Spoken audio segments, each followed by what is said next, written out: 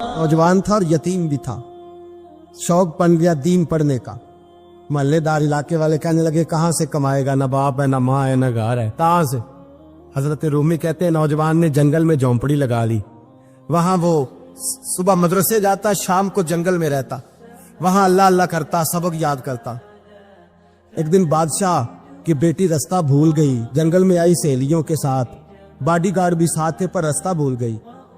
खोती खोती शाम हो गई, ऐसी खोई कि जब रात गहरी हो गई तो आके उस नौजवान के पास रुकी और चिल्लाने लगी। शेर के दहाड़ने की आवाज आती है, भेड़िए के बोलने की आवाज आती है। नौजवान अकेला, सहेलियां बिछड़ गई, गार्ड बिछड़ गए। कहने लगी मैं परेशान हूँ, मुझे जगह मिल जाएगी। नौजवान कहता मैंने शहजादी देखी और मुझे भी पता था कि घर एक ही है और आग को अंदर से दरवाजा भी बंद करना पड़ता है, जंगल जानवर भी आ जाते। कहते मेरी छोटी सी कुटिया में झोंपड़ी में वो आई, रो के कहने लगी सहारा कोई नहीं, अगर मैं पीछे निकलूंगी तो भेड़िए खा जाएगा। कहते मैंने उसे जगह दे दी। अकेली औरत, चिराग जल रहा है, सबक याद कर रहा हूँ। मेरे नबी पाक ने फरमाया जहां मर्द औरत अकेले हो तीसरा शैतान होता है। और शहजादी, वो बच्चा कहता है सबक याद करता रहा सारी रात। वो बच्ची को कहा सो जा, पर वो कहती है नींद मुझे भी कहाँ आई। ऐसे मौकों पर नींद, सारी रात सबक याद करता। थोड़ी थोड़ी देर के बाद चिराग जलता तो उस पर उंगली रखता, हाथ जलता तो पीछे खींचने, फिर दूसरी उंगली रखता। थोड़ी देर के बाद जलता तो खींचने, हाथ सारा जल गया। सुबह किरणें चमकी तो कहने लगा चल निकल जा, दौड़ जा, बस बड़ा सब्र का इम्तिहान हो गया, चली जा। शहजादी बाहर निकली, सिपाही ढूंढ रहे थे। बादशाह खुद जंगल में निकला हुआ था, मेरी बेटी मिल गई। बादशाह तन्हाई में जाके कहने लगा बेटा मैं दुनिया को बताऊंगा कि मेरी बेटी खोई नहीं थी, सिपाही साथ ही थे। ये बड़ा मुश्किल होता है, बेटी तो भूल के भी रात कहीं रह पड़े तो लोग जीने नहीं देते, तो बेटा मुश्किल हो जाएगा मेरे लिए। कहाँ थी? उसने कहा नेक नौजवान के पास। उसने कहा बेटा मैं तो तेरी बात मानूंगा पर दुनिया नहीं मानेगी। अगर उस नौजवान ने किसी को बता दिया कि तू उसके पास थी तो फिर लोग मेरा जीना मुहाल कर देंगे। बेटा मैं मर जाऊंगा, मेरी मजबूरी ये है कि वो कहीं राज ना उगल दे वो नौजवान, उसे कत्ल करना पड़ेगा। औरत ने मिन्नतें की, उस बेटी ने कहा मेरे मौसम को मारोगे, रोई। और वो कहने लगा मैं बादशाह, वो मेरा अपना विकार है, मैं उसको छोड़ नहीं सकता। गिरफ्तार कर लाए सिपाही। वक्त तय हो गया सजा का। अकेले काल कोठरी में रखा गया, जो उसके खास एतबार वाले थे उनकी ड्यूटी लगाई। बादशाह ने बुलाया, पहले बिलम आया। औरत कहने लगी, बेटी कहने लगी एक दफा तो बुलाओ ना, एक सवाल बस पर्दे में रह के पूछना है और फिर जो आपका जी चाहे। मेरे मौसम को मारना तो है, तो मर्जी आपकी। सामने खड़ा किया, नौजवान पर्दे के पीछे, औरत खड़ी हो गई। बादशाह बीच बैठ गया। बीबी कहने लगी सारी रात बेदार मैं भी रही, सोया तू भी नहीं। वो जो तू चिराग के करीब हाथ लगा के जलाता था वो समझ नहीं आई। नौजवान रो पड़ा, कहने लगा क्या करूं, मैंने रसूलुल्लाह का दीन पढ़ा है, क्या करूं, मैंने हुजूर का दीन पढ़ा है। मैंने पढ़ा है कि जानी को सबसे नीचे दोज़ख के सबसे निचले दर्जे में जलाया जाए, उसे जहन्नमियों का पीप और रेशा पिलाया जाए, कंद खिलाया जाए। ये रवायतें पड़ी हुई थी। थोड़ी थोड़ी देर के बाद शैतान मुझे कहता था बदकारी कर ले। मैं अपना हाथ उसी वक्त जब शैतान मशवरा देता तो मैं आग पे करता। मैं कहता अगर ये बर्दाश्त हो गई तो वो भी हो जाए। जब हाथ जलता तो मैं समझ जाता नहीं तुझसे तो ये नहीं बर्दाश्त होती तो वो कैसे होगी। फिर मुझे शैतान मशवरा देता कोई देख नहीं रहा, तो बुलाने नहीं गया, खुद आई। मैं दूसरी उंगली लगा देता। मैंने आग जलाया और मैं समझ गया जब छोटे से चिराग की इतनी सी शम्मा की आग नहीं बर्दाश्त होती तो दोज़ख कैसे बर्दाश्त होगी। कहता मैं बाज आया। बादशाह ने ये कहानी सुनी, लफ्ज सुने तो चीख मार के रोया। कहने लगा ओ तालिब इल्म, तू तो मेरे नबी का सच्चा गुलाम है और मेरे रसूल के जो सच्चे गुलाम होते हैं उन्हें फांसियां नहीं दी जाती, उन्हें तख्त पर बिठाया जाता है। अब तुझे सजा नहीं होगी बल्कि मैं अपनी बेटी का निकाह तेरे साथ करूंगा और मेरे बाद इस सल्तनत का बादशाह भी तू ही बनेगा। अब वो नौजवान वहां नारे लगा रहा है, कहता लोगों तुम मुझे कहते थे दीन से क्या मिलता है, दीन से तो अल्लाह तख्त व ताज भी अता फरमा देता है। अगर नौजवान शर्मो हया वाले बन के रहे अल्लाह सारी इज्जतें दे देगा। देखे ना अल्लाह के फजल से इज्जत मिलती है और जब कोई इज्जतदारों जैसा काम ही ना करे। एक बात और अर्ज करनी है पर वक्त थोड़ा रह गया। जवानों, मैं ना जब कभी परेशान होता हूँ ना तो मैं ये वाली बात खोल के पढ़ता हूँ वाला। ये बात ढारस बनाती है, ढारस توانائی دیتی ہے, پورا مضمون باندھا ہے. اعلیٰ حضرت کہتے ہیں بہروپیہ تھا, مداری, روپ بدل بدل کے دکھایا کرتا تھا, بادشاہوں سے انعام لیتا تھا. ایک دن اورنگزیب عالمگیر کے پاس آ گیا, کہنے لگا میں روپ بدلوں گا, اگر آپ پہچان نہ سکے تو میں انعام لوں گا. آپ نے فرمایا میں کوئی ایسے ویسا بادشاہ نہیں, کہا مجھے دھوکہ دینا مشکل ہے. کہا نہیں, میں روپ بدلوں گا. حضرت اورنگزیب عالمگیر بڑے نیک بادشاہ گزرے, بڑے پرہیزگار. وہ بہروپیہ کہنے لگا میں روپ بدلوں گا, آپ نہیں پہچان سکیں گے. فرمایا چل جتنا تیرے اندر زور ہے لگا لے. حضرت نے اعلان کیا کہ میں نے فوجی بھرتی کر دے, 2 ماہ کے بعد ٹیسٹ ہوگا. وہ 2 مہینے دوڑتا رہا, رنگ روپ بناتا رہا, آیا ٹیسٹ دینے, 2-3 سپاہیوں کا امتحان لیا. اس کی باری آئی تو 10 روپے دیے, کہنے لگے تیرے آنے جانے کا کرایہ میں نے تجھے پہچان لیا ہے. کچھ دنوں کے بعد جانے لگے سفر پر, تو بھکاری آ گئے خیرات مانگنے. اس نے بھی سارے منہ پر سیاہی مال لی, کپڑے پھاڑ لیے, سر کے بال مڈا لیے, پگے تک کٹا لی, بدرنگ ہو کے آیا. کاسا آگے کیا تو حضرت نے 10 روپے ڈالے, کہنے لگے تیرے آنے جانے کا کرایہ میں نے پہچان لیا ہے. کچھ دن گزرے تو ٹیچر کی ضرورت تھی. اس نے منہ سے بڑی کر لی, داڑھی نکلی لگا لی, سر پہ جنا کیپ پہن لی, ایک شیروانی لے لی اور ہاتھ میں چھڑی پکڑ کے آیا. کہنے لگا میں استاد ہوں, 2-4 بندوں کا امتحان لیا, اس کی باری آئی تو 5 روپے دیے, 10 روپے دیے, کا تیرا کرایہ میں نے پہچان لیا. 2 سال گزر گئے. وہ جب بھی آتا حضرت پہچان لیتے. ایک دن سفر پہ جا رہے تھے, بہت بڑا لشکر تھا, جہاد کرنے جا رہے تھے اورنگزیب عالمگیر. تو دیکھا ایک پہاڑی ہے, پہاڑی پہ لوگ جا بھی رہے ہیں آ بھی رہے. اورنگزیب عالمگیر پوچھنے لگے یہاں کیا ہے؟ کہنے لگے بابا جی بیٹھے ہیں دعا کرتے ہیں, اللہ کے نیک بندے ہیں. اورنگزیب کہنے لگے یار پرانے لوگ سارے ہی اللہ والوں کو مانتے, یہ بھی مصیبت آئی ہے جتنی نہیں آئی ہے, سارے لوگ ہی مانتے. کہنے لگے ذرا میں دعا نہ کراؤں, بچے کام جا رہا ہوں. اورنگزیب بادشاہ تھے, بادشاہ لوگ نازک مزاج ہوتے ہیں. گھوڑے سے اترے, بڑی مشکل سے پہاڑی پہ چڑھے, اوپر گئے تو لائن لگی ہے, بابا جی غار میں بیٹھے. کہنے لگے میں نے ملنا ہے, میں اورنگزیب ہوں. انہوں نے کہا ہمارا بابا اس طرح کا پیر نہیں کہ امیر آئے تو رنگ اور ہو, غریب آئے تو اور ہو, یہاں اگر ملنا ہے تو لائن میں لگ جاؤ, سب ایک جیسے. اب لائن میں کھڑے ہو گئے, 50 آدمی آگے تھے, کہتے ہیں 51واں نمبر تھا. تھک گیا دھوپ میں کھڑا کھڑا. جب میں پہنچا غار کے دانے تو میں نے بابا جی کے چہرے پہ نظر ڈالی تو بڑا نورانی چہرہ, بڑی خوبصورت لب و لہجہ. میں نے کہا میرے جیسا آدمی بھی پگڑی باندھ لے تو اچھا لگنے لگ جاتا ہے, بڑا خوبصورت انداز. کہتے ہیں میں ان کے پاس اتحیات کی حالت میں بیٹھ گیا. میں نے کہا حضور میں جا رہا ہوں جہاد کرنے, دعا کرنا. بزرگوں نے ہاتھ اٹھائے, اللہ اس کی مدد فرما, دین کو غلبہ عطا فرما, اسے دین کا سچا پکا سپاہی بنا. پھر تھپکی دی, 2-4 نصیحتیں نکال ڈالی, دیکھنا ظلم نہ کرنا, زیادتی نہ کرنا, جب تم جیت کر نہ کرنا, غرور نہ کرنا, نصیحتیں بھی کر دی. کہتے اب جب میں اٹھا تو 2-4 دینار بطور نذرانہ مسلح کے نیچے رکھے, اور الٹے قدم جب میں غار سے اترا انہوں نے رومال جاڑا اور اٹھ کے کھڑے ہو گئے. کہنے لگے آج نہیں تو نے پہچانا, آج نہیں تو نے پہچانا, میرا ہی نام بنتا ہے, آج نہیں پہچانا, لا پیسے. اورنگزیب کہنے لگا یار تو نے حد کر دی, کہاں چڑھا کہاں کھڑا رہا, دھوپ میں تھک گیا, کمال کر دی بھائی تو نے.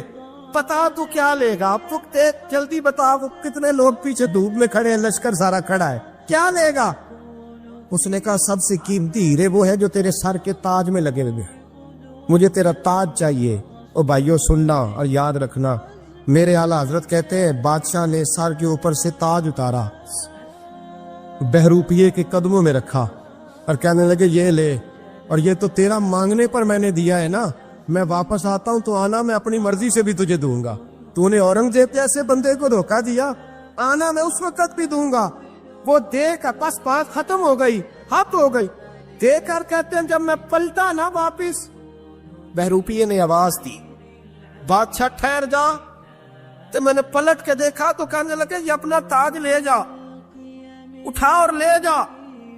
میں نے کہا 2 سال بیت گئے تجھے محنت کرتے, آج قابو آیا تو لے جاؤ. کہنے لگا لے جا, مسئلہ سمجھ میں آ گیا. میں نے کہا مجھے بھی تو سمجھانا.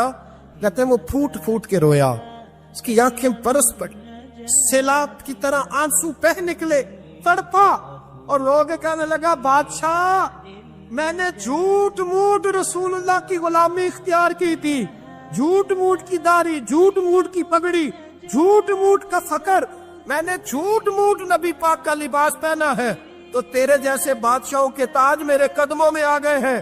اگر میں سچ مچ رسول اللہ کا غلام بنوں گا تو اللہ کیا کچھ عطا فرمائے، اللہ کتنی نعمتوں سے نوازے۔ میرے اعلیٰ کیا فرماتے ہیں؟ اعلیٰ حضرت فرماتے ہیں فرشتے بھی کرتے ہیں تعظیم میری۔ کون جی؟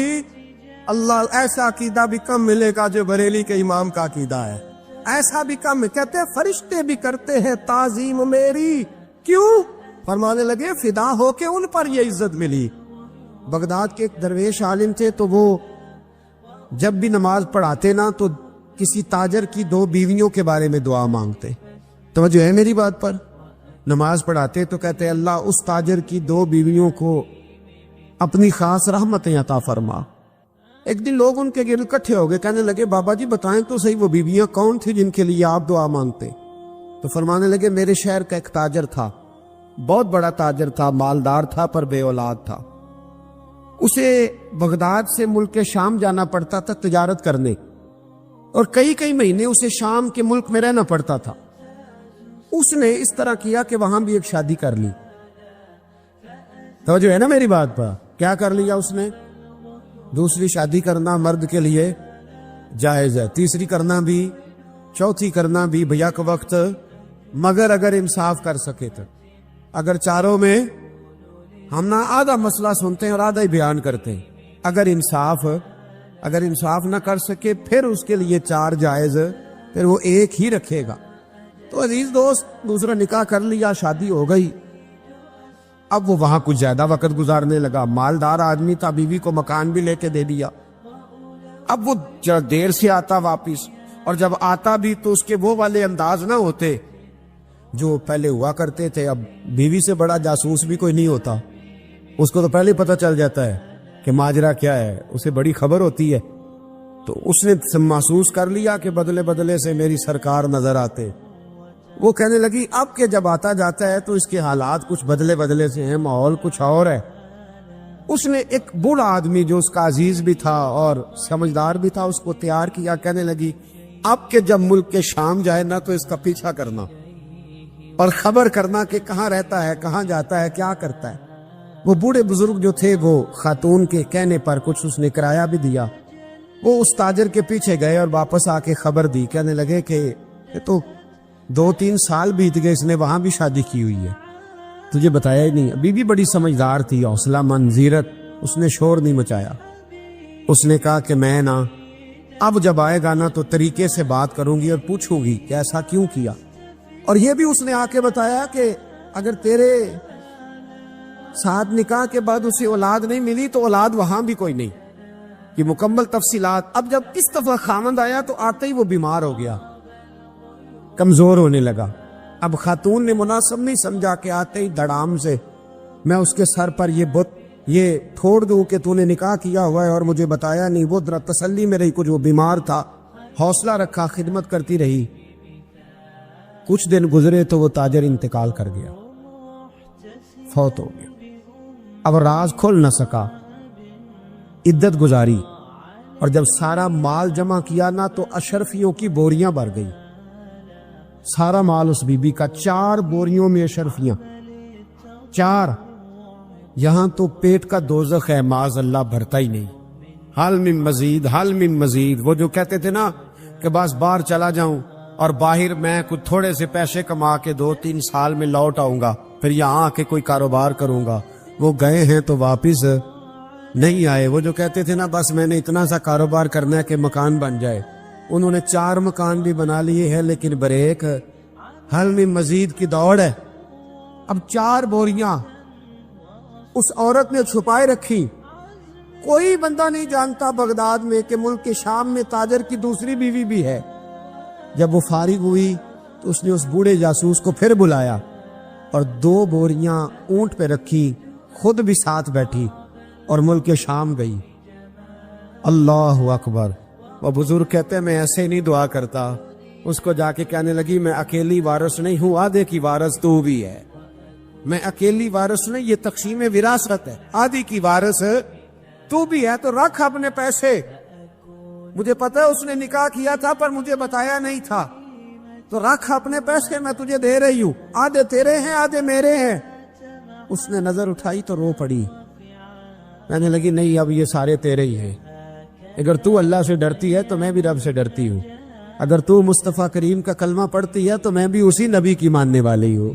کہا بات کیا ہے، میرا کیوں ہے سارا؟ تو وہ خاتون کہنے لگی وہ 2 سال 3 سال سے میرے ساتھ نکاح تھا اور اس نے بتایا تھا مجھے کہ میری بیوی بھی ہے، اور میں غریب تھی تو میرے والدین کو بھی بتایا تھا کہ میری دوسری شادی ہے۔ یہ مکان اس نے مجھے لے کے دیا تھا، میرے تمام اخراجات وہ پورے کرتا تھا، نان و نفقہ کا خیال رکھتا تھا، لیکن اب کہ جب وہ آیا تو وہ بیمار تھا۔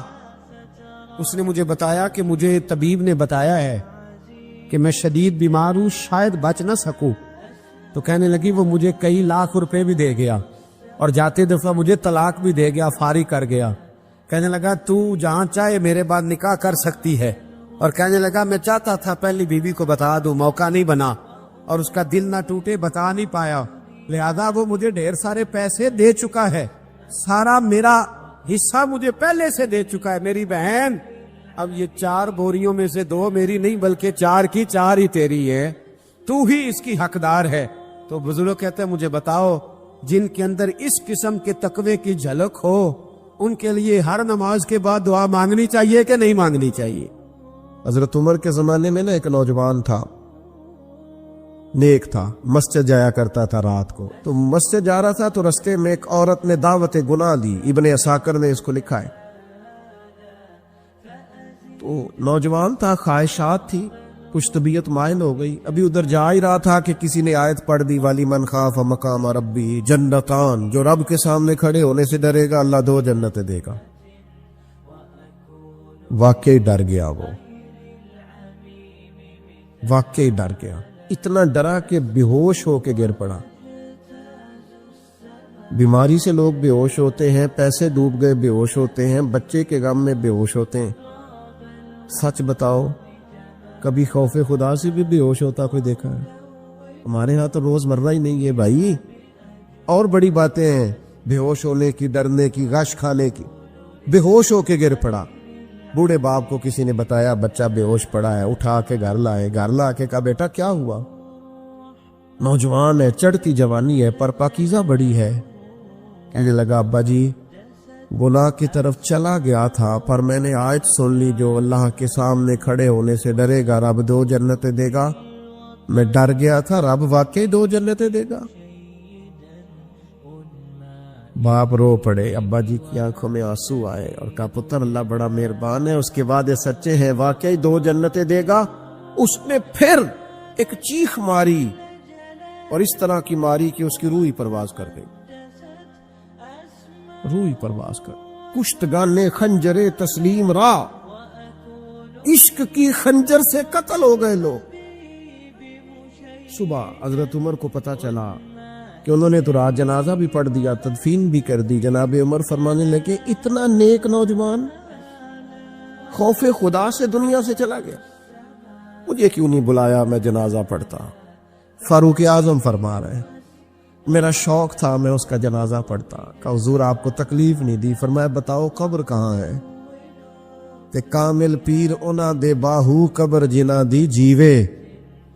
حضرت فاروق اعظم قبر پہ تشریف لے گئے اور کھڑے ہو کے فرمانے لگے نوجوان مجھے امید ہے میرے رب نے تجھے 2 جنتیں دی ہوں گی۔ ابن عساکر کھول کے دیکھو تاریخ بغداد نے کیا لکھا ہے۔ حضرت سیدنا فاروق نے فرمایا امید ہے 2 جنتیں دی ہوں گی، قبر کے اندر سے بولا کامل پیرونا دے باہو قبر جنا دی جیوے، قبر کے اندر سے بولا۔ کہنے لگا حضور امید والی بات نہیں، رب کے وعدے سچے ہیں، اس نے واقعی مجھے 2 جنتیں عطا فرمائی، 2 جنتیں دی ہیں، میں نے اپنے مالک کو راضی پایا۔ ہمارے صوفیاء تصوف میں ایک جملہ بولتے ہیں کہ تیرا تو فقر فقر بوزر ہے، یعنی جن کو صحیح درویش کہتے ہیں نا، صحیح درویش۔ مولا علی شیر خدا رضی اللہ تعالیٰ عنہ فرمایا کرتے 2 ہی تو بندے جو رب کے رستے میں کسی شے کی پرواہ نہیں کرتے۔ حضور کون سے؟ فرمایا ابو ذر غفاری ہے اور دوسرے علی المرتضیٰ ہے۔ مولا علی فرمایا کرتے یہ نا مسلمانوں میں سے 4 یا 5ویں مسلمان ہیں، شروع سے ایک سلیم الطبع آدمی، کچھ لوگ طبعاً بڑے نفیس ہوتے ہیں، طبعاً اللہ کی طرف سے شروع سے ہی ان کا جو قبیلہ تھا بنو غفار وہ راہزنی کرتا تھا، لوگوں کو لوٹ لیتا تھا۔ شروع میں یہ کام کیا، لیکن جب کچھ لوگوں کی چیخیں کانوں میں گئیں تو چھوڑ دیا، فرمایا نہیں یار طبیعت نہیں مانتی۔ اور نبی پاک کا کلمہ پڑھنے سے پہلے ہی بتوں کی پوجا چھوڑ کے رب کی عبادت شروع کر دی۔ لوگ پوچھا کرتے تھے آپ عبادت تو کرتے تھے پر منہ کدھر کرتے تھے؟ فرماتے تھے جدھر وہ کرا لیتا تھا کر لیتے تھے۔ کسی نے انہیں بتایا کہ مکے میں ایک شخص ہیں جنہوں نے اعلان نبوت کیا ہے، آپ کی طرح کی باتیں کرتے ہیں۔ انہوں نے اپنے بھائی کو بھیجا، ان کا نام انیس تھا، پتہ کر کے واپس آئے، بھائی کہنے لگے ابو ذر، ان کا نام جندب ہے، اصل میں ذر ان کے بیٹے کا نام ہے اور کنیت سے زیادہ معروف ہیں، ابو ذر غفاری کہلاتے ہیں۔ فرماتے ہیں کہ بھائی نے آ کے بتایا کہ وہ نیکی کا حکم دیتے ہیں، برے کاموں سے منع کرتے ہیں، صلہ رحمی کا پیغام دیتے ہیں، لیکن لوگ سارے مخالف ہیں۔ یہ چیز بھی بڑی کاؤنٹ ہوتی ہے، اسے نہ کاؤنٹ کیا کریں۔ لوگوں کی ترجیحات بدلتی ہیں، صبح کچھ، دوپہر کچھ، شام کچھ، اسے نہ کاؤنٹ کریں۔ انہوں نے اس بات کو کاؤنٹ کر کے بتایا کہ لوگ ان کے جو ہے نا وہ مخالف ہیں سارے۔ تو حضرت ابو ذر غفاری کہنے لگے مجھے تسلی نہیں ہوئی، میں خود جا کے پتہ کروں گا۔ کہتے ہیں مکہ شریف آیا تو کسی ایسے آدمی سے پوچھ بیٹھا، میں تو کچھ اور سمجھا تھا، وہ کچھ اور نکلا۔ مکے والوں نے بڑا مارا۔ مکے پہنچ کے پہلی جو چیز ملی وہ مار کھانے کی تھی۔ اب میں ڈرتے کسی سے پوچھتا ہی نہ، بھوک بھی بڑی تھی، رہنے کو جگہ نہیں تھی، حرم شریف میں لیٹا رہتا تھا۔ میرے نصیب دیکھو، مجھے ایک شخص نے آ کے ہلایا، کہنے لگے اگر مناسب سمجھے تو میں آپ کو دیکھ رہا ہوں کافی دیر سے، آپ کوئی پردیسی ہیں، آپ کا اپنا مہمان نہ بنا لوں؟ تو میں نے کہا آپ کا کیا نام ہے؟ کہنے لگے میرا نام ہے علی ابن ابی طالب۔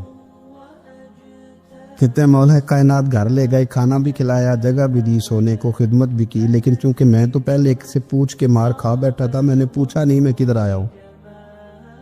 رات رہے، اگلی رات بھی رہے، لیکن میں نے بتایا نہیں میں کس کام آیا ہوں۔ حضرت ابو ذر غفاری رضی اللہ تعالیٰ عنہ کہتے ہیں خود ہی مولا علی نے پوچھا بتا سکتے ہو کیسے آئے ہو؟ میں نے کہا راز رکھ لو گے؟ فرمایا بڑا کشادہ سینہ دیا رب نے مجھے۔ تو بات تو کہنے لگے یار میں تو محمد مصطفیٰ کی زیارت کرنے آئے صلی اللہ تعالی علیہ وسلم۔ یہ بے نیاز لوگوں میں سے ہیں حضرت سیدنا ابو ذر غفاری۔ میں حضور کی زیارت کے لیے ہوں۔ حضرت علی کہنے لگے سویرے لے چلوں گا۔ انسان بزدل نہیں ہوتا، ہر انسان بزدل نہیں ہوتا، اور بلا وجہ ٹکراؤ کی پالیسی بنا لینا یہ بھی سیانے لوگوں کا کام نہیں۔ حکمت کے تقاضوں کے مطابق چلنا یہ بھی دلیر لوگوں کا ہی کام ہوتا ہے۔ حضرت مولا علی کہنے لگے صبح لے کے چلوں گا پر حالات ٹھیک نہیں، شرارتی لوگ ہر جگہ ہوتے ہیں، اگر کوئی شرارتیوں کا ٹولہ ملا نا جو کھڑا ہوگا جاسوسی کرنے کے لیے کہ حضور کی طرف کون کون جا رہا ہے، تو میں نیچے جھکوں گا جوتے کا تسمہ ٹھیک کرنے کے لیے، لیکن آپ نے نہیں کھڑے ہونا، آپ نے چلتے رہنا ہے تاکہ کسی کو شک نہ ہو۔ کہتے اس ترتیب سے حضرت علی مجھے لے کے گئے، میں حضور کی بارگاہ میں پہنچا۔ مولا علی کہتے ہیں بڑے بڑے لوگ سوال کرتے تھے پر یہ شروع سے سلیم الطبع تھے، مجھے کہہ لینے دینا، جنہوں نے ماننا ہوتا ہے وہ لمبے سوال کرتے ہی نہیں۔ مان جو لیا تو لمبے سوالوں کی ضرورت ہی کوئی نہیں۔ کہتے ہیں لوگ بڑے بڑے سوال کرتے تھے پر ابو ذر نے 2-3 باتیں پوچھی اور آگے جا کے کہنے لگے حضور ہاتھ بڑھائیں مجھے کلمہ پڑھائیں۔ نبی پاک صلی اللہ علیہ وسلم نے کلمہ پڑھایا، فرمایا باہر جا کے نا ابھی ذکر کرنا کہ تم مسلمان ہو گیا، یہ ماریں گے۔ عرض کی حضور انہیں مارنے دے، میں آیا بھی مار کھانے ہے، انہیں مارنے دے نا۔ پڑا فلک کو کبھی دل جلوں سے کام نہیں، دار دلوی نے کہا تھا پڑا فلک کو کبھی دل جلوں سے کام نہیں، اور جلا کے راکھ نہ کر دوں تو داغ نام نہیں۔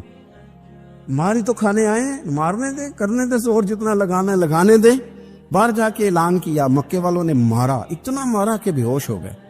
پھر کسی نے بتایا کہ تم نے گزرنا بھی ہے ان کے علاقے سے، بنو غفار سے، پھر ان کا پتہ بھی ہے یہ لوگ بڑے سخت ہیں۔ پھر چھوڑا۔ تپن بڑے جلالی تھے، زاہد مزاج تھے، فرماتے تھے کہ جو تمہاری ضرورت سے زیادہ ہے وہ سارا صدقہ کرو۔ کنز کے معاملے میں ان کا رویہ یہ تھا، صرف حضرت صدیق اکبر کو کچھ نہیں کہا انہوں نے، باقی حضرت عمر جیسے آدمی کو بھی کھڑا کر کے کہہ لیتے تھے یہ مال کیوں رکھا ہوا ہے خزانے میں، بانٹتے کیوں نہیں سارا؟ اور جناب عثمان غنی رضی اللہ تعالیٰ عنہ کے ساتھ تو باقاعدہ کئی دفعہ اس موضوع پر گفتگو کی۔ وہ کہتے تھے کہ جب اللہ کہتے ہیں قرآن میں کہ مال دولت جمع نہیں کرنی، تو وہ جو لوگ تھے وہ بھی بڑی شانوں والے تھے. وہ کہتے تھے کہ اللہ نے جب زکوٰۃ فرض کی تو مال جمع ہوتا ہے تو زکوٰۃ فرض ہوتی ہے نا. جب فطرانے کا کہا تو مال ہوتا ہے تو فطرانہ آتا ہے نا. تو آپ جو کہہ رہے ہیں وہ ٹھیک ہے، پر آپ اعلیٰ بات کر رہے ہیں تقوی کی، سارا بانٹو. تو حضرت ابو ذر غفاری کہتے تھے چلو ٹھیک ہے تمہاری بھی بات مان لیتا، پر یہ بتاؤ مدینے والے کا اپنا طریقہ کیا ہے؟ کہا بھائی حضور کا طریقہ تو وہی ہے جو آپ بتا رہے ہیں.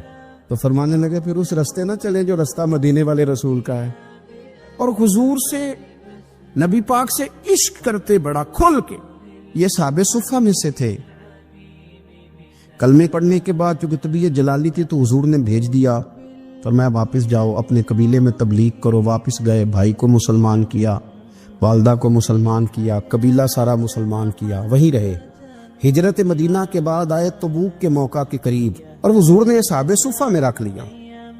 نوکری کرتے مدینے والے رسول کی، دلیر آدمی تھے، بڑا قبیلہ تھا، پر ڈیوٹی کرتے، ڈیوٹی خدمت کرتے. ایک بیٹا تھا زار اس کا نام تھا، اس کی ڈیوٹی لگائی تم نے میرے نبی پاک کے اونٹ چرانے. ڈاکو آئے تو صاحبزادہ اونٹوں کی، اونٹنیوں کی حفاظت کرتے شہید ہو گیا. اور یہ انوکھا بندہ ہے جس نے شرط لگائی تھی کہ میں نے کالی سیاہ رنگ کی عورت سے شادی کرنی. انوکھا بندہ ہے. ایک بیٹی تھی، ایک بیٹا، بیٹا شہید ہو گیا. بیوی سے کہا تم نے نبی پاک کے گھر میں خدمت کرنی ہے، حضور کے گھر والوں، اور میں نبی پاک کی نوکری کروں گا. حضور کی خدمت کرتے، ہر وقت خدمت میں رہتے. اور حضور جب آتے نا، صحابہ صفہ میں یہ شامل تھے جو لوگ دین سیکھتے. حضور جب آتے تو سب سے پہلے آ کے حضرت ابو ذر غفاری کا پوچھتے، بلائیں. اور جب بات کرتے حضور تو بار بار ان کو مخاطب کر کے بات کرتے. حضرت ابو ذر غفاری رضی اللہ تعالیٰ عنہ کا نبی پاک سے اتنا پیار کہ ہماری بھی مشکل حل کر دی. ابو داؤد شریف میں موجود ہے. ایک دن کہنے لگا یا رسول اللہ صلی اللہ علیہ وسلم، اگر کوئی بندہ کسی سے پیار بڑا ہی کرے پر اس جیسے عمل نہ کر سکے، کوشش کرے کر نہ. لوگ ہمیں کہتے ہیں نا جی پیار بڑا، عمل بھی تو کرو نا. بھی کرنا چاہیے، پر انسان ہے نا، غلطی بھی تو ہو ہی جاتی ہے. اب ہم عمل نہیں کر سکتے تو تم ہمیں پیار بھی نہیں کرنے دو گے؟ مہربانی کرو، پیار تو کرنے دو نا. حضرت ابو ذر غفاری نے کہا، ابو داؤد شریف میں موجود ہے، یا رسول اللہ صلی اللہ تعالی علیہ وآلہ وسلم، حضور پیار بڑا کرے پر ان جیسے عمل نہ کرے تو حکم کیا ہے؟ تو حضور نے فرمایا پیار سچا کرے، اللہ قیامت کے دن جس سے محبت کرے گا نا اس کے ساتھ ہی دونوں کو اکٹھا فرما دے گا.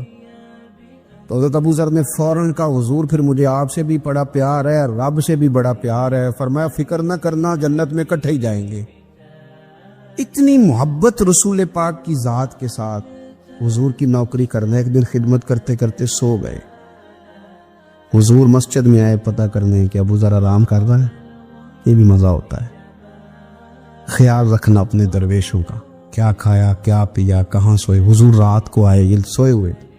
فرماتے ہیں حضور نے میرا انگوٹھا ہلایا، میں اٹھ کے بیٹھ گیا، حضور بھی میرے پاس بیٹھ گئے. اور میں ابو ذر بڑا پیار کرتے ہو، سونے آپ کو پتہ ہی ہے.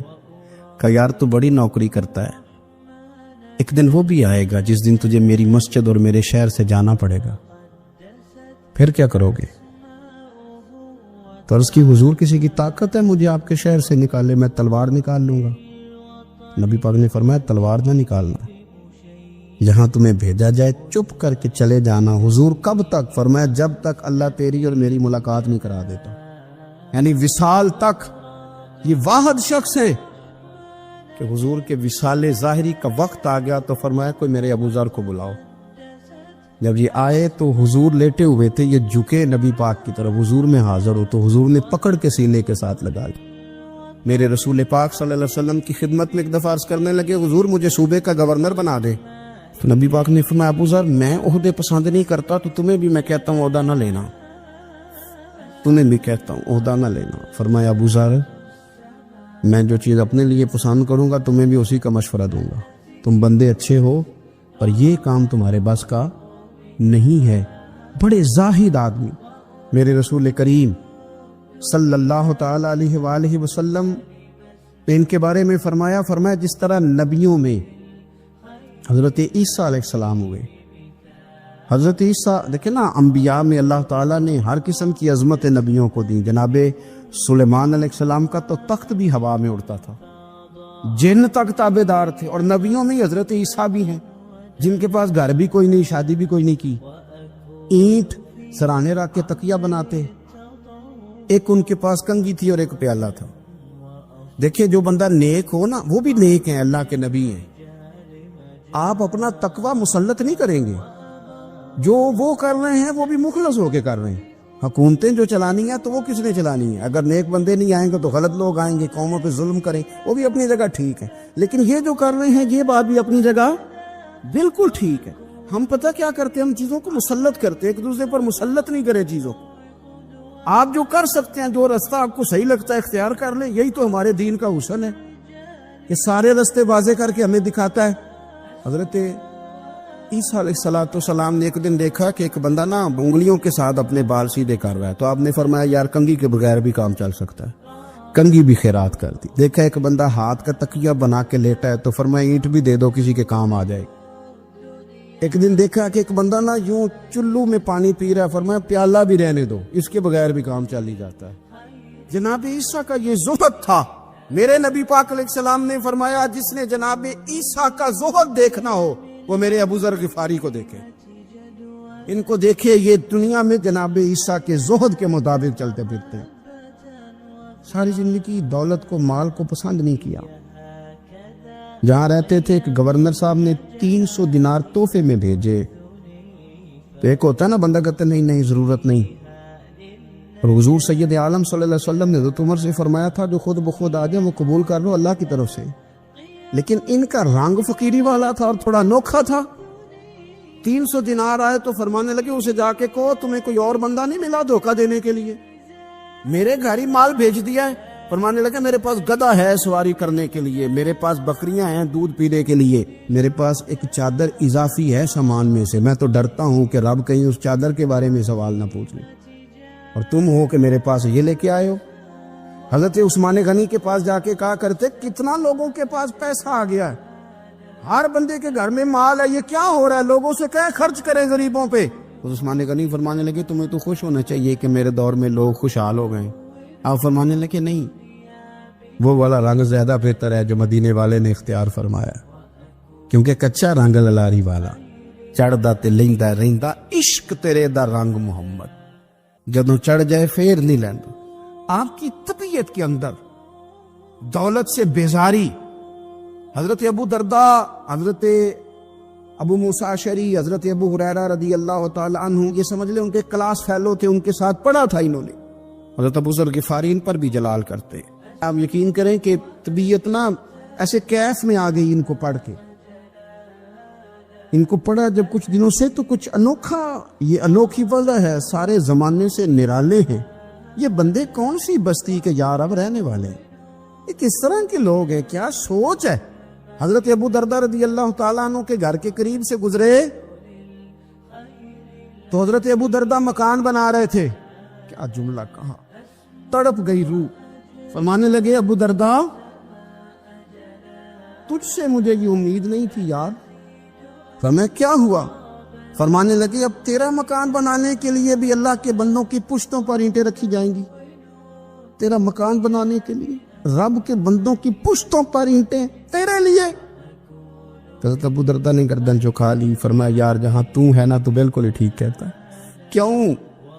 میرے نبی پاک صلی اللہ علیہ وسلم نے فرمایا اس زمین کے اوپر اور آسمان کے نیچے ابو ذر غفاری سے سچا بندہ کوئی نہیں, ان سے زیادہ سچا کوئی نہیں. فرمایا تو ٹھیک کہتا ہے یار, صحیح کہتا ہے.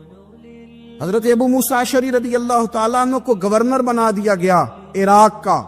اب حضرت ابو موسیٰ اشعری صحابہ میں ایک بڑے جلیل القدر صحابی ہے, اور ان کی عظمتیں, رفعتیں, بلندیاں کیا کہنا, بڑی گہری دوستی تھی. لیکن جب وہ گورنر بن گئے نا تو آپ نے فرمایا بس بھئی اب تو نے عہدہ لے لیا ہے, یہ بندے کو ٹھیک نہیں رہنے دیتی تھی, اب تو عہدے میں چلا گیا. بڑی مدت کے بعد ملاقات ہوئی حضرت ابو موسیٰ اشعری کے ساتھ. وہ دوڑ کے آئے حضرت ابو ذر غفاری کے گلے ملنے, میرا بھائی میرا بھائی. فرمایا پیچھے ہٹ جا, میں نہیں تیرا بھائی, تو گورنر ہے, میں غریب آدمی ہوں, اپنا کام کر. پھر دوڑ کے آئے. فرمایا ابو ذر تو میرا بھائی ہے یار, اکٹھے پڑھتے تھے حضور. فرمایا نہیں جا, تو نہیں میرا بھائی. پھر آئے. جانتے تھے نا یہ سچا بندہ ہے, یہ سچا بندہ ہے, یہ تقریروں والا نہیں, صرف وعظوں والا نہیں, اس کے اندر بھی بڑی سچائی ہے. قریب آئے، آ کے کہا یار تو میرا بھائی ہے، میرے سینے لاگ، فرمانے لگے تو تیسری بار آیا ہے، مومن ہے، میں منہ نہیں موڑ سکتا، پر پہلے مجھے بتا گورنر بننے کے بعد تو نے مکان کتنے بنائے، باغ کتنے لگائے، چکیاں کتنی لگائی، کتنے تو نے چیزیں بنائی ہیں، پہلے بتا۔ حضرت ابو موسیٰ اشعری نے ان کا ہاتھ پکڑا، رونے لگے، کہنے لگے جس محبوب سے تو نے تربیت لی ہے میں بھی انہی کا نوکر ہوں، جن کپڑوں میں میں عراق گیا تھا میرے آج بھی وہی ہیں یار، کیا بات کرتا ہے تو میرے وہی ہیں، مجھے بتا اگر یہ عہدے خدمت کے ہم نہیں لیں گے تو پھر کیا ظالموں کو دیں گے، غیروں کو دیں گے، نہ کر کچھ نہیں بنایا۔ حضرت سیدنا ابو موسیٰ اشعری رضی اللہ تعالیٰ عنہ روئے، اور جب کہا نا کوئی شے نہیں میرے پاس تو فرمایا اچھا چل آ جا پھر سینے لگ جا، تو واقعی میرا بھائی ہے۔ پھر حضرت ابو ذر غفاری نے محبت فرمائی، وہ درویشی، وہ فقیری، وہ سادگی، وہ نورانیت، وہ دل کے ساتھ اندر۔ ہمارے تو بہت سارے لوگ ہیں جو کہتے ہو کہاں لے جانا ہے مال، کیا ضرورت ہے مال کی، ہر وقت مال کی مخالفت کرتے، لیکن دل ان کا کہتا ہے کہ آئے صحیح، کسی طریقے سے پہنچے صحیح۔ حضور نے فرمایا بعض لوگوں کی زبانیں شہد سے زیادہ میٹھی، دل بھیڑیے سے زیادہ خطرناک، اوپر سے کہہ کچھ رہے ہیں اندر حالات کچھ اور ہیں۔ چینی لے جاؤ، اور 5 آنے کا بڑا کچھ آیا کرتا تھا اس زمانے میں، اکٹھی چینی اور پتی لے جاؤ اور گھر میں چائے پیو۔ کہتے اتنی دیر ہوئی تو عشاء کی اذان ہو گئی، اور جب مؤذن نے اذان پڑھی اور میں نے 5 آنے بڑھائے تو بابے نے لپیٹ کے مجھے دیے، کہنے لگے میں تو تجھے اچھا آدمی سمجھا تھا، تو نے مجھے کیا سمجھ لیا ہے، میں نے اچھا سمجھ کے دکھڑا سنایا اور تو مجھے کیا سمجھ بیٹھا، یہ آرزو کرم اور میں آپ سے کروں، یہ بھیک اس کو دیجئے جس کا خدا نہ ہو، یہ بھیک اس کو دیجئے جس کا خدا نہ ہو۔ کہا جا رکھ اپنے پیسے، اور کہتے ہیں پھر میں نے اس بابے کو دیکھا، اس نے جوتے اتارے اور ٹھنڈی گھاس پہ اس نے اللہ اکبر کہہ کے نماز کی نیت باندھی، اور کہتے ہیں جب وہ سجدے میں گیا تو میں محو حیرت تھا، اور جب بابا عطا پہ بیٹھا تو میں رو رہا تھا۔ میرا دوست کہنے لگا کیا ہوا، میں نے کہا آج مجھے سمجھ میں آیا ہے ایاک نعبد و ایاک نستعین، آج بات سمجھ میں آئی ہے، آج سمجھ میں ایاک نعبد و ایاک، یہ آج مسئلہ سمجھ میں آیا ہے۔ کہتے ہیں اس بزرگ نے سلام پھیرا اور کہنے لگا تو ابھی گیا نہیں؟ میں نے کہا بابا میں تیرے جلوے دیکھ رہا ہوں، میرا تحفہ قبول کیوں نہیں کیا؟ تو کہتے ہیں بابا رو پڑا۔ کہنے لگا بیٹا اگر 5 آنے مانگ کے کھانے ہوتے تو میں رات کو سردیوں میں مزدوریاں نہ کرتا، اپنے پیسے گھر لے جا، میرا رب مجھے محنت کے ساتھ اتنا دیتا ہے کہ میں بیٹیاں بھی پال لیتا ہوں اور روٹی کھا کے سوتا ہوں، تو جب مجھے اللہ نے محتاج نہیں کیا تو میں محتاجی کیوں دکھاتا پھروں؟ کہتے ہیں میں ساری زندگی اس کو دعائیں دیتا رہا، خوددار بنو، خوددار بنو، خوددار بنو۔ حدیث پاک سنی، حضرت ابو امامہ بن سہل بن حنیف رضی اللہ تعالیٰ عنہ حدیث کے راوی ہیں۔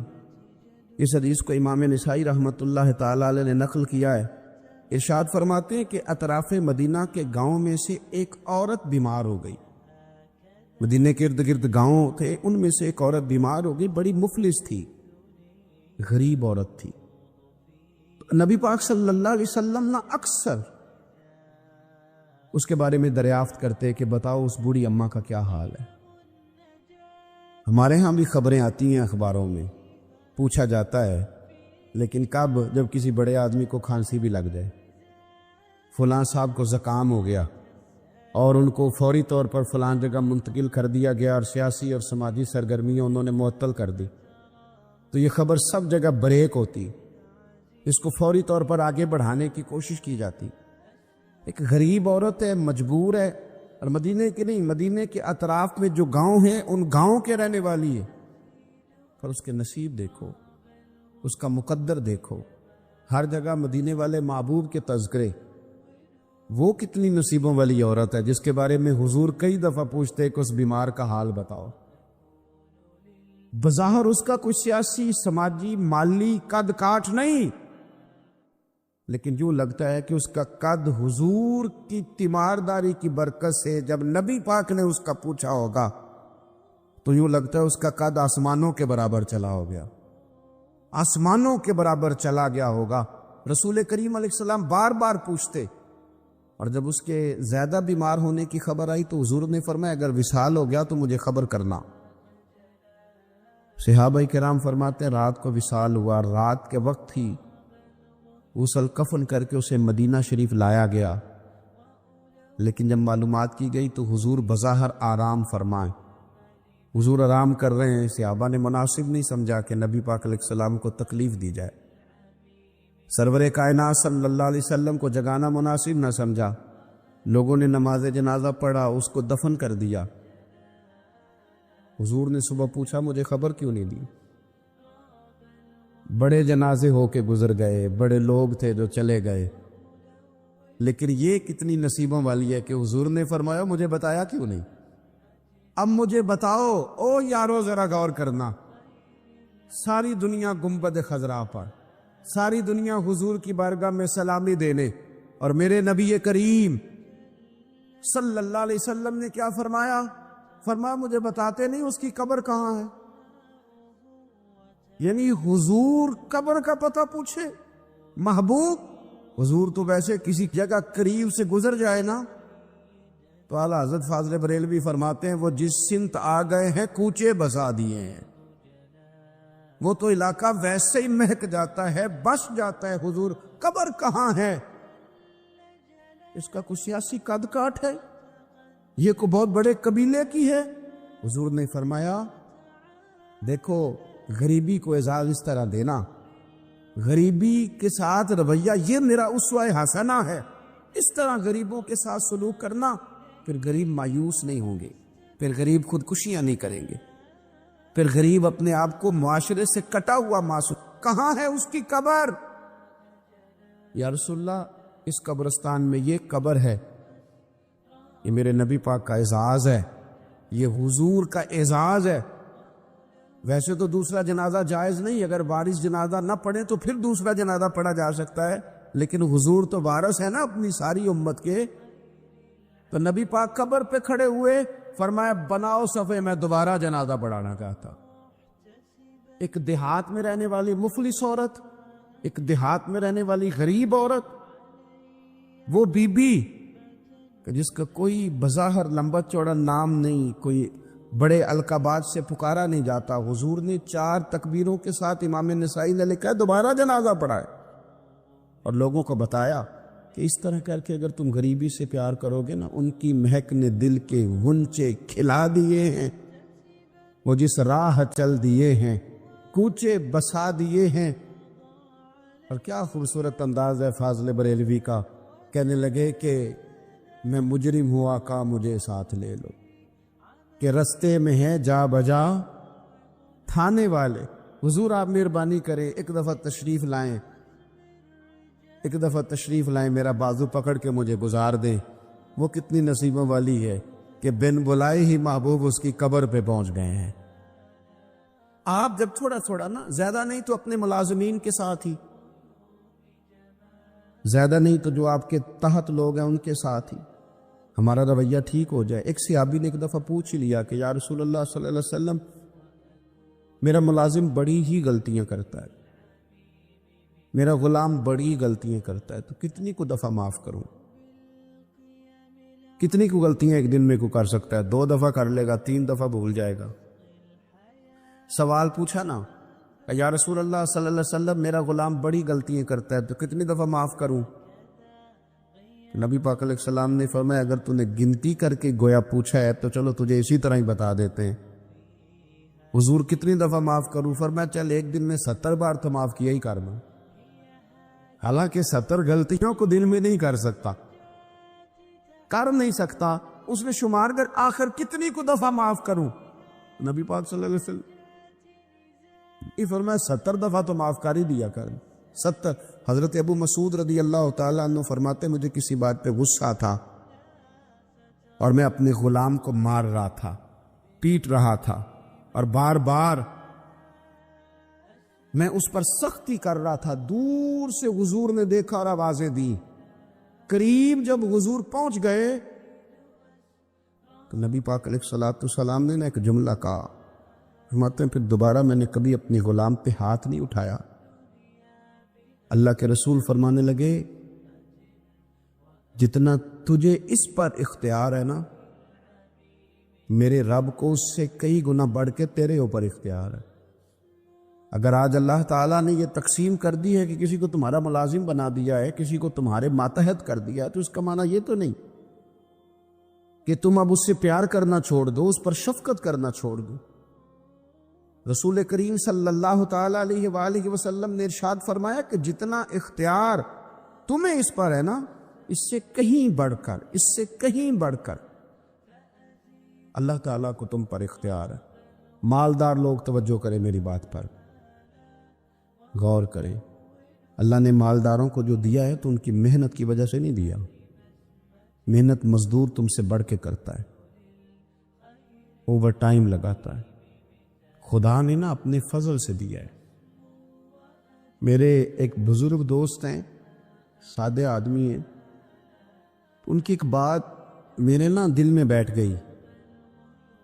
سادے لوگوں کی بات ہے، سادی سی، میں کوئی یہ نہیں آپ کو کہہ رہا کہ یہ کوئی قرآن و سنت کا معاملہ ہے، لیکن ہمارے جو سادے لوگ ہوتے ہیں نا دیہات کے، کئی دفعہ وہ سبق بڑا عمدہ پڑھاتے ہیں، تو کسی شخص کے ساتھ ان کا کوئی تھوڑا بہت اس کے ساتھ مدد کا رشتہ تھا، اس سے کچھ پیار کرتے تھے، تو کسی وجہ سے ناراضگی ہو گئی، تو کسی نے ان سے کہا کہ اب چھوڑ دیں، آپ کا اس نے اتنا دل دکھایا، تو کہنے لگے نہیں میں چھوڑوں گا نہیں، میں دیتا رہوں گا۔ کیوں؟ کہنے لگے اس لیے کہ میرے دل میں بات بیٹھ گئی ہے کہ پتہ نہیں اللہ کدے نصیبہ نہ دیندا ہے،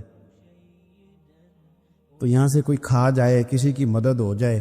آپ کے ہاں اگر ماتحت کچھ لوگ ہیں، آپ کو کسی کی مدد کرنی پڑتی، تو اگر آپ کا یہ ذہن بن گیا نا کہ میں صاحب ہوں اور میں انہیں دیتا ہوں اور میری وجہ سے کام چلتا ہے اور میری تنخواہ سے چولہا جلتا ہے، تو آپ نے بڑی چھوٹی سوچ پیدا کر لی ہے، اب کمزور ہو گئے۔ اگر آپ نے یہ سوچ لیا نا کہ میں کسی کو اپنے آفس سے اپنی مل سے نکال دوں گا تو شاید اسے کہیں اور نوکری نہیں ملے گی، تو آپ چھوٹے آدمی، آپ نے کمزور سوچ رکھی۔ حدیث پاک سنیں گے تو دل ٹھنڈا ہوگا۔ اسے بھی امام بخاری نے لکھا ہے، حضرت مصعب بن سعد رضی اللہ تعالیٰ عنہ روایت کرتے ہیں کہ ایک مرتبہ نا حضرت سعد بن ابی وقاص رضی اللہ تعالیٰ عنہ کے دل میں خیال آیا،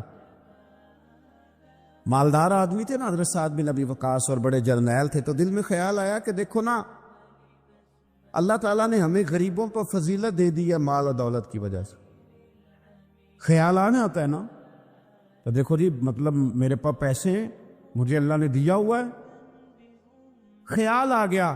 حضرت مصعب بن سعد رضی اللہ تعالیٰ عنہ فرماتے ہیں ان کے دل میں خیال آیا، دل میں خیال آیا کہ دیکھو اللہ نے پھر ہمیں فضیلت والا بنایا، تو اسی لیے اللہ نے ہمیں پیسے دیے نا، اللہ نے ہمیں کچھ بنایا ہے تو پھر ہی اللہ نے دولت زیادہ دی ہے نا۔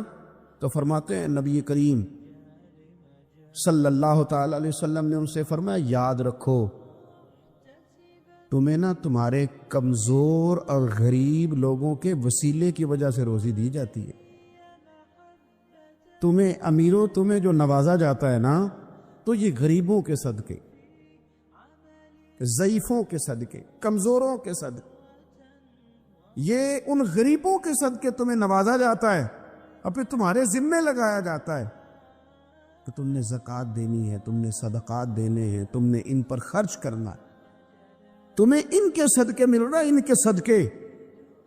ایک سوچ یہ ہے کہ اللہ نے مجھے مال دیا تو کسی وجہ سے دیا ہے، اور ایک سوچ یہ ہے کہ میری فیکٹری میں پتہ نہیں کون سا غریب لوگ ہے جس کی وجہ سے فیکٹری چل رہی ہے، ایک سوچ یہ ہے کہ پتہ نہیں میرے آفس میں کون سا ایسا شخص ہے جس کی وجہ سے نظام چل رہا ہے، اور ایک سوچ یہ ہے کہ میں جاگیردار ہوں تو پتہ نہیں کون سا کسان ہے جو میرے پاس کام کرتا ہے تو اس کی وجہ سے اللہ مجھے بھی روزی دیتا ہے۔